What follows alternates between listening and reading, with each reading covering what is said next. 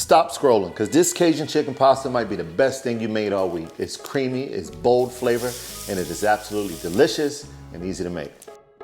Now I'm gonna list all the ingredients you need right here on the screen, but the first thing you wanna do is you wanna slice up your vegetables. I like to cut up a nice red bell pepper, dice it up, because this is gonna add some good flavor. All right, we're gonna slide that straight to the side. Now we're gonna get the onion diced up. Slide that onion to the side. And now what I like to also add, because I like to impart flavor, is 1 chili. Now it doesn't make it too spicy, but it adds just what it needs. So I'm gonna slice that up as well and include that as a part of the ingredients. Now I'm gonna slice up 2 tomatoes. I like to use plum tomatoes because they're not so soft. I like the firmness and they don't get too mushy. You wanna add them in there as well. All right, now we got the onions, the peppers, the tomatoes, everything separated and put in separate containers, because we're not gonna add this all to the pan at one time.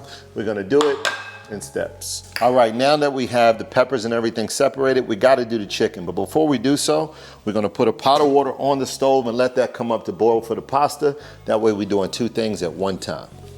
Now preparing this chicken is very easy. First, you got to get your seasonings together that you're going to season the chicken with. Now, I am using chicken thighs. Now, you can use chicken breasts. I love the fat content. I love the tenderness of the thigh.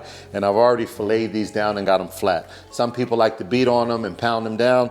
I just like to fillet them down so they're super even. Most importantly, because they cook even, okay? And these are the seasonings that I'm using for my chicken here. I'll list them all on the screen. This is an incredible blend that you should definitely try. But before we season the chicken, we need to put a little neutral olive oil on the chicken.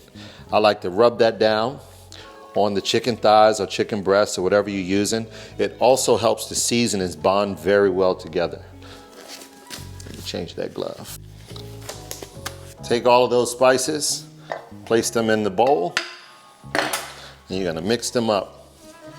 It's a nice color blend together. Now we're gonna season up. And don't be stingy on this seasoning now. You gotta season these things up so they look good.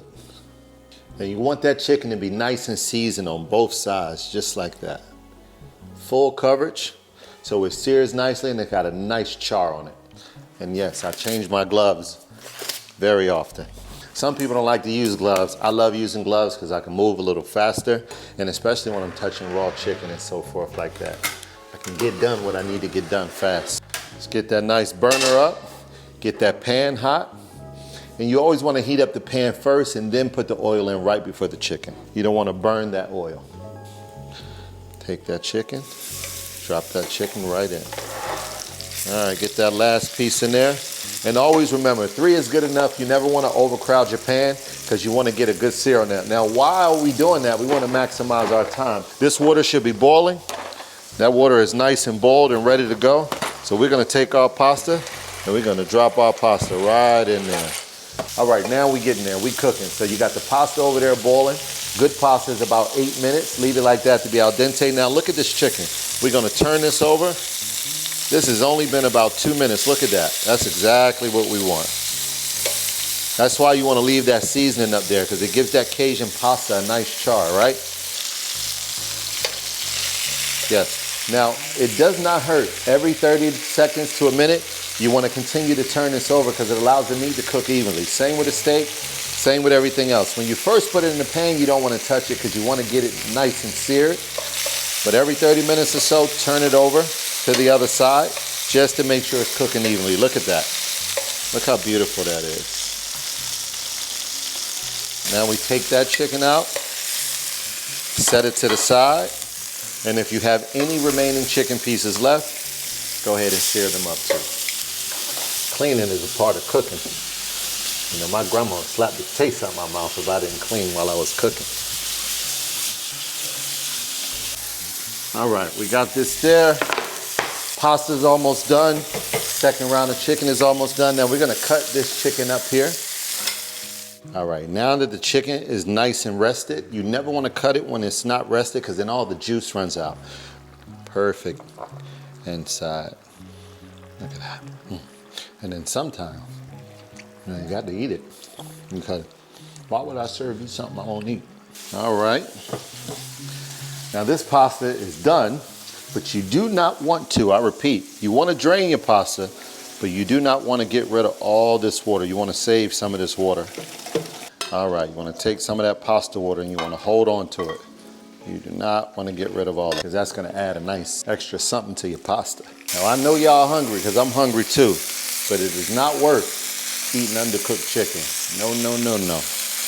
165 degrees or more, you in the safe zone.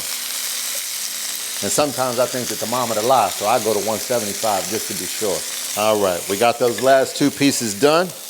We're gonna set them over here to join their cousins. There we go, and we leave that right there. Now inside of that pan is gonna be a lot of crust. That's some good stuff right there. You do not want to scrape nor disregard of that, and I'm gonna tell you why. Because you wanna let them onions caramelize real good. So that's the first thing you're gonna put in there. And you want them onions to get in all that flavor that was originally there. And you want to throw the bell peppers in there. See, that's a nice color of the onions and the peppers. That's exactly what you want. And that comes from the flavor that was on the bottom of that pan, as well as a little heat. Now when the onions caramelize a little, you want to dump in your red chilies. If you're using red chilies, I like to use them. And there's a nice little undertone. The difference between hot and heat, this ain't hot, but it's a nice heat. Let that cook for a few. And you've heard me say this before, and I will say it again. Butter makes everything better. Flip that over a little bit, get that nice, even. All right, now we're gonna add some heavy cream. We're gonna start to bring this thing to life here. For me, I'm gonna use an entire pint. 1 pint, because I love sauce and I got enough chicken to balance it. I want to let that cook and begin to reduce down, to thicken up. Now it's time to put those tomatoes in there. We're going to round this up, add a little more texture to this sauce. Now it's time to sprinkle a little chicken bouillon in there. We're going to elevate this to the next level. Throw a little cream cheese. Yes, cream cheese gives it a little extra creaminess that you want. Now, there's two things I like to do at this point. Right when things are smelling good and you think you're done, you want to add a little bit of chicken broth. Yes, and most importantly, this is the pasta water that you have from your pasta. A lot of people skip this step, and it's a missed opportunity for a lot of flavor. Put that pasta water back in there. Balance that sauce out. I just want a spoonful of this stuff to eat, but I ain't gonna do it. I'm gonna behave myself until the end. All right, now we're gonna take some of that pasta and we're gonna drop that pasta right in there. Look at that. We can put some more in there. You gotta check it, to make sure you don't overdo it. But I think we're right on the money here. You got a little bit of that Cajun seasoning on top. You gotta put some fresh Parmesan.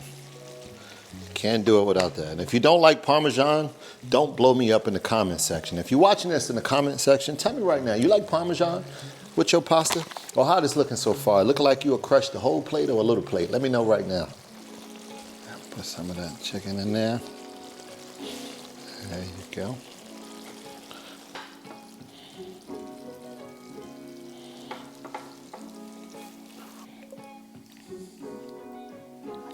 Yeah.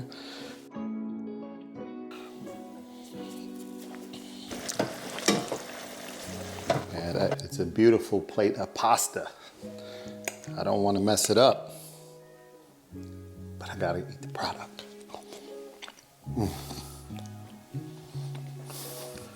Listen,